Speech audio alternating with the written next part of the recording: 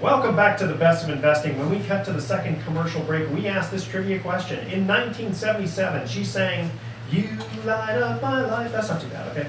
And was the daughter of a famous straight-laced singer and actor. Who was she? And I think Mike has the answer.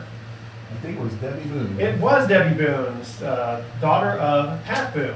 And we are in the studio with Stephen Shoen, who is a real estate broker from Alon Canal, and Mike Samuels, who is a family law specialist. He worked very hard to get that degree, and so we're going to give him credit for that. Absolutely. Okay, now, a couple of things I wanted to get into. Stephen, before we cut to break, you were going to get into a story about short sales. And before this segment is over, we got to give some really good advice to our listeners. So go ahead, give us a great short sale story. It's a good segue because Mike called me, about 6 months ago because he did have a couple who was divorced, did have a home in San Rafael, and it happened to be a short sale as well, so it became very complicated. It's like the perfect storm. Before I went to Steve, though, I have to say I ran through that whole list of potential solutions, and we were considering many of those before it appeared that the short sale was going to be the only way to go. Or the best way to go. Well, there are three options to consider. One, of course, is to sell the house and then split the proceeds according to the fractions that the wife. 60-40, split it evenly. Yeah. The other one is to buy out your spouse's share of the house. Now that happened to. And that's tough if you don't have the extra money. money. It happened to a client of mine in 2005 when the market was, the house was worth $980,000. And the husband insisted on valuating it at that 2005. They got divorced like 2 or 3 years later. Mm-hmm. The property went down $250,000. The husband was still on the stick for that loss. So there's different ways to go ahead and. Wait, the husband insisted on the two people. You think it was? Well, it's separation of He thought it was going to go more up in value. Oops. No. So the other options, of course, are refinancing, which we talked about, and keeping the joint ownership of the house for now, especially if there's children.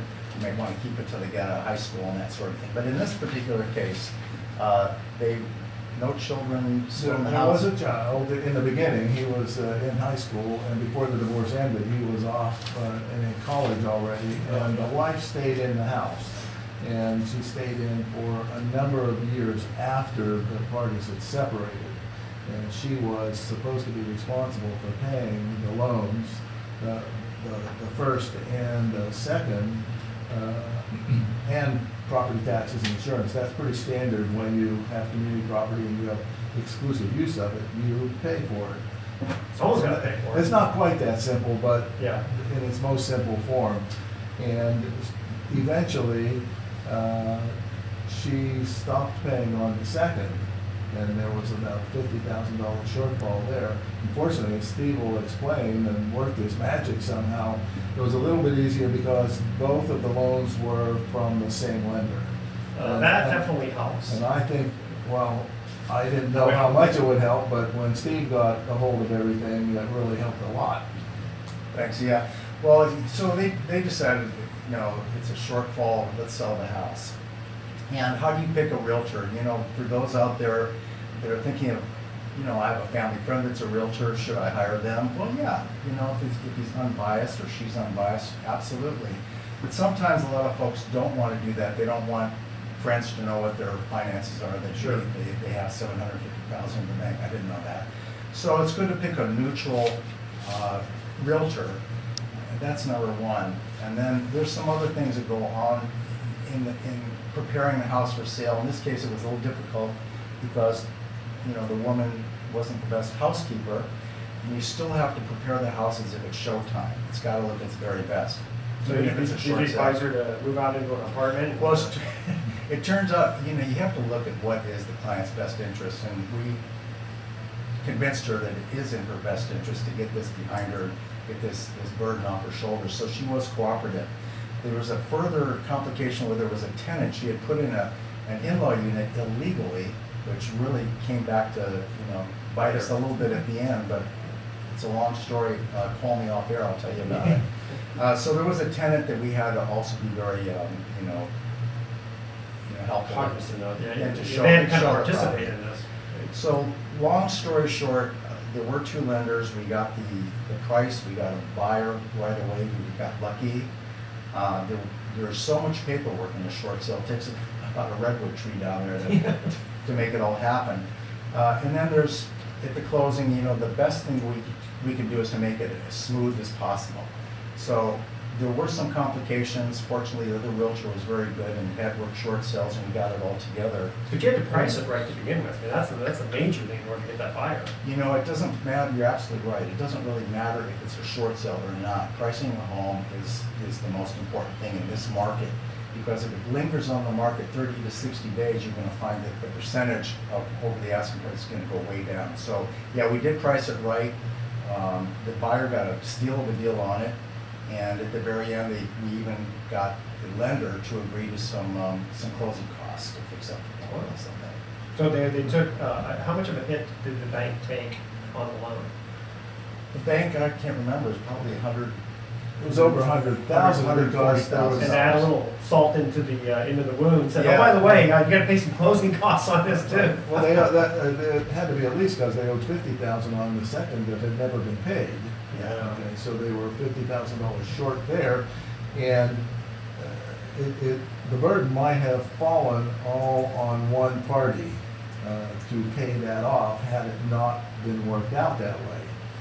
So it was even more important that Steve work his magic and make this actually happen, because otherwise, you know, one of the parties was in a better financial position than the other. Sure. And probably would, not legally, but practically would have more or less gotten stuck with that whole thing. And it didn't help that the outspouse was transferred to Singapore in the middle of all of this either, That so. adds an you extra know, part to the equation. Well, is there any specific advice that you guys can give us for the listeners? If you're going through, you know, we're at a downturn real estate, obviously, which And a downturn in marriage. And a downturn in marriage, yeah.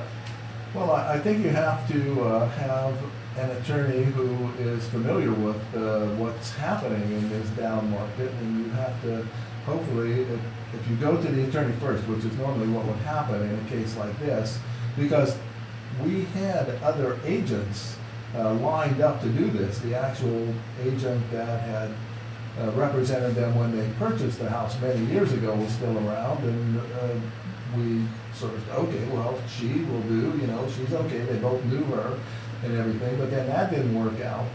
So you need someone like Steve who can come in and help you solve this particular part of your divorce. Well, before we forget, because we want to have the listeners contact you if they have questions on, you know, with any kind of divorce type or marital problems with real estate. Stephen, you're the real estate broker with Lon Pinnell. With Lon. Yeah, how do people get a hold of you? Well, the best way is email Steven, S-T-E-V-E-N, at Shoen, that's my last name, S-H-O-E-N, realestate.com. Shoe with an N. Let it be shown. Let it be shown. And my phone number, 415-596-4455, 596-4455, and of course, like Mike, everything that we discuss is confidential. Yeah. And also, this podcast will be up on our website, www.bestofinvesting.com. So in a week or so or less, you can go on our website if you forget the audience, if you forget the phone numbers. And then Mike, you are the family law specialist. How do people get a hold of you? Right, well, I have an office in San Rafael, and my phone number is 415-258-9064. And also, a good way to get a hold of me is email at Samuels Law, it's all one word, SAMUELSLAW, @Comcast.net. And I check my email very often, so that's a good way to get a hold of me.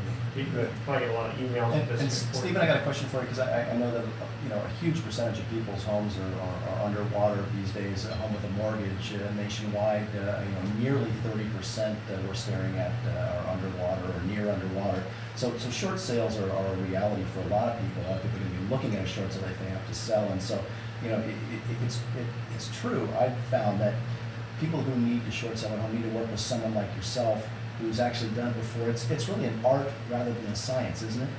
Well, it is, and you know, Mark, 36% of all the homes sold in nationwide last year were distressed properties, and I imagine it's going to be the same today. Absolutely. So the tips for the listeners: work with a realtor who is a certified distressed property expert, and a neutral third party like a good realtor. And I don't split the listing just because I know how to get it sold. So those are a few quick tips. And any other questions? All right, and we are going to cut to our third and final trivia question, guys. Thanks again for being in the studio. Stick with us. We're going to get into email time with Mark when we come back. We got a great question here from a potential borrower.